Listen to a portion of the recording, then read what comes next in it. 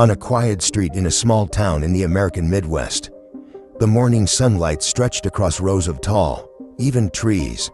A patrol car rolled by, its red and blue lights faintly flashing on the pavement still damp with dew. Inside the car sat Officer Mark Reynolds, a middle-aged cop with nearly 20 years on the force. He yawned and muttered to himself, keeping this neighborhood safe, same as every day. He had no idea that just a few minutes later, those words would mark the end of what he thought was a steady career. In the distance, a black woman was jogging, headphones in, athletic build, calm expression, as if the world around her did not exist. Her name was Alicia Monroe, and she had no idea that the eyes behind the police car's windshield were locked on her. Mark glanced at the rearview mirror. Frowning, a thought crossed his mind, one he did not even recognize as prejudice. She doesn't really belong here. He switched on his lights. The soft wail of the sirens sliced through the quiet morning. The car slowed down. She turned her head, meeting his gaze, calm, steady. In that moment, on what seemed like an ordinary street, a small, fateful encounter began, and only one of them would walk away with their career intact. Mark Reynolds, 42 years old, patrol officer, 18 years of experience.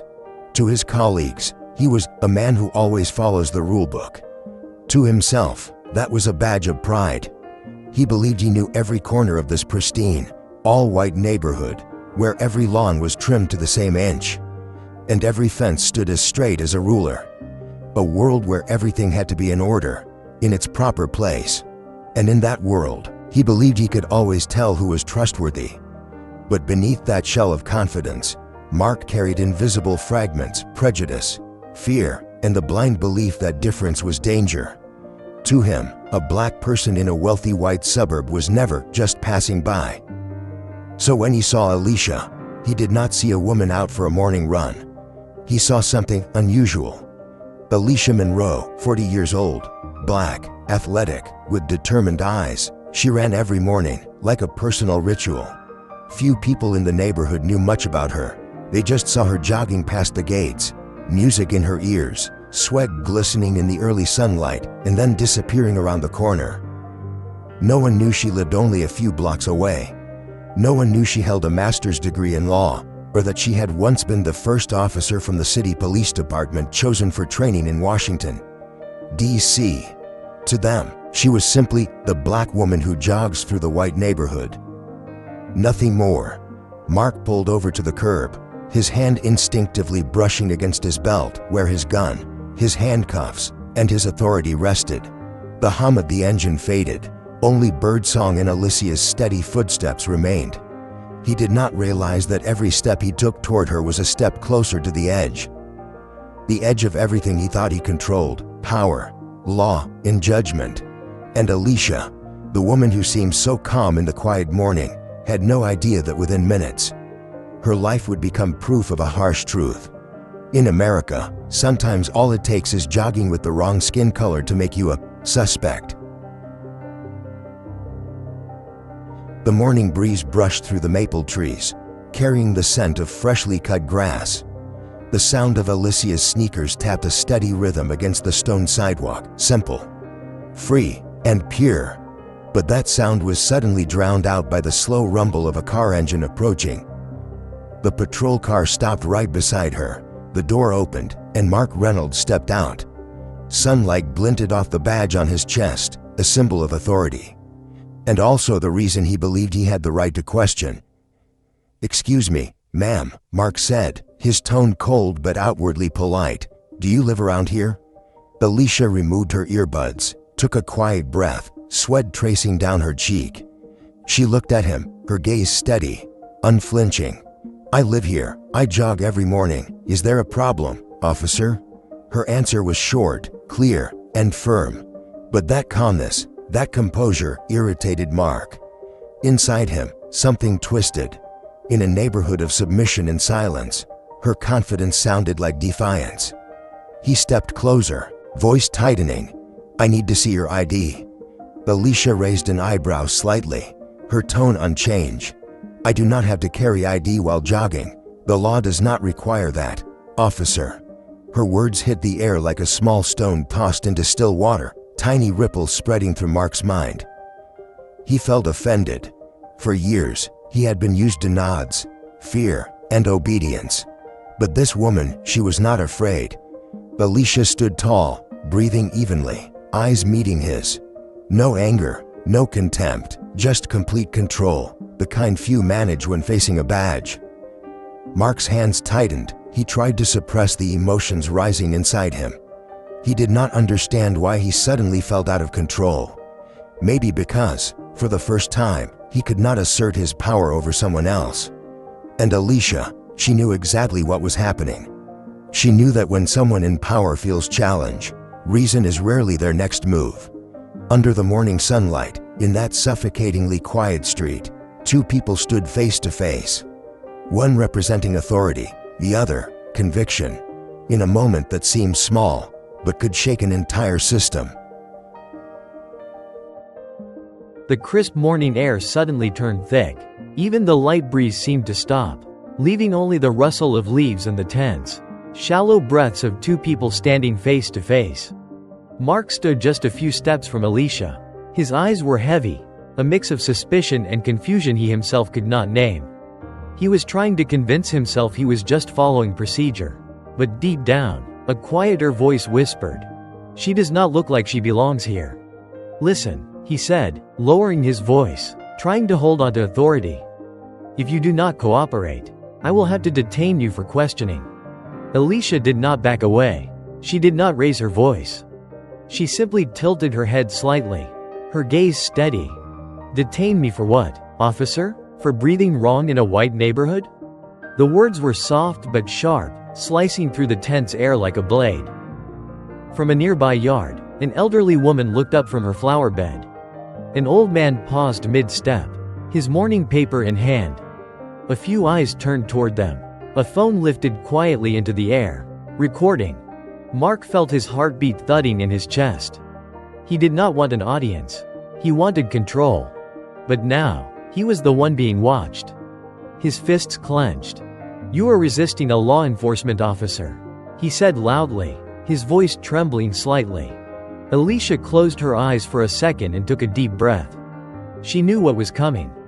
And when she opened them, Mark had already stepped forward, grabbing her wrist and twisting it behind her back. The sharp click of cold metal handcuffs rang out, cutting through the quiet morning like a punch. A man from across the street shouted, "She didn't do anything." But Mark did not hear him. All he could hear was the rush of his heartbeat, the static from the radio, and the panic that he was losing control. Alicia winced slightly, but did not cry out. She simply spoke, calm and firm. "You are making a serious mistake, Officer Reynolds." Mark gritted his teeth, speaking louder now, as if trying to convince the whole street that he was right. "You're under arrest for obstruction of justice." He said it clearly, forcefully, as though those words could silence the rising unease building in his chest. But the eyes of the neighbors said something else. They did not see a man performing his duty. They saw a man restraining a woman simply because she refused to be afraid. The sky seemed to darken. An engine rumbled, then stopped. A sleek black SUV pulled up along the curb. The door opened, and a man in a sharp suit stepped out, Deputy Chief Harris. He looked around, taking in the small crowd. Then his eyes landed on the scene in front of him. Alicia in handcuffs. Mark standing stiffly, sweat beading on his forehead. Harris approached, his voice low and sharp. "What's going on here, Officer Reynolds?" Mark turned, trying to steady his tone. "She refused to cooperate, sir." Harris frowned, his eyes shifting to Alicia. For a moment, his expression dropped, as if he could not believe what he was seeing. "Oh my God," he muttered, then looked back at Mark. His voice dropped, firm and measured. "Do you even know who she is?" Mark hesitated. A resisting suspect, sir."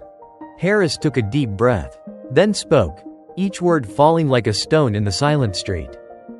"She is the incoming commander, Chief Alicia Monroe, the new head of the Regional Police Department." The words froze the air. The person recording gasped. A few neighbors covered their mouths. And Mark. He took a step back. His hands trembled. His eyes went blank, like a man waking up from a fog he never knew he was in. Alicia looked directly at him. She said nothing. Only silence. The silence of dignity wounded. The silence of someone who once believed in justice, only to watch it twisted by the very people who wore the same uniform she did. The black SUV remained still, its rear door open. From inside, a woman stepped out, polished shoes, crisp uniform, and a gleaming nameplate on her chest, Chief Alicia Monroe. No more sweat. No more headphones. No longer the woman jogging at dawn. Now, she stood as the image of authority, discipline, and a truth that had just been insulted on the very street she was sworn to protect. Mark stood frozen, his throat dry. He glanced from the uniformed woman to the cuffs still tight on her wrists.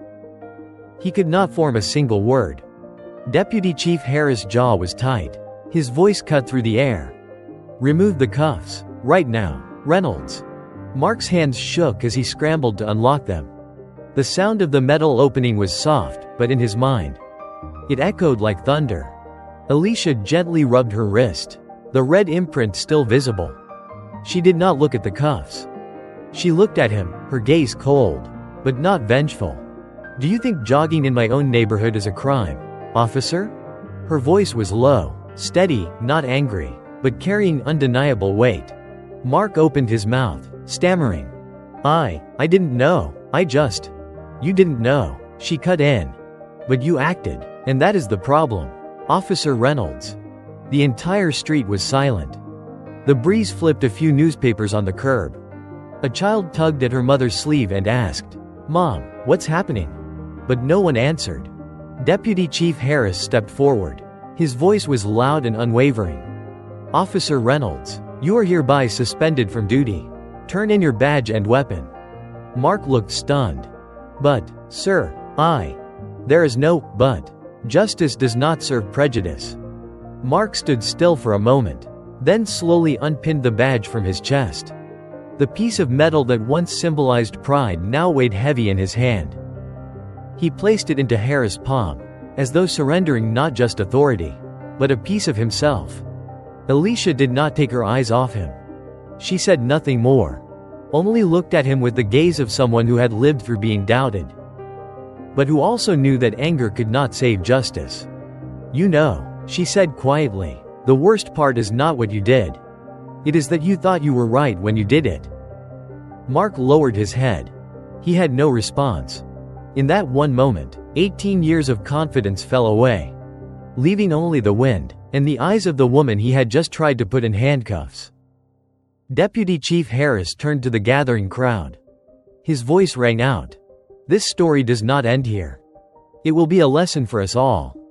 The people around him remained silent. Some kept filming. Others just stood there, unsure whether to feel shame or gratitude. Because at that moment, they witnessed a truth. A black woman had not only reclaimed her dignity, but reminded an entire city that justice has no color. Alicia turned and walked toward her car. Mark stayed behind, alone. Small beneath the golden morning sun. In a place where just minutes ago, he had been the one in control. The SUV door closed. The engine hummed. And with it, she was gone.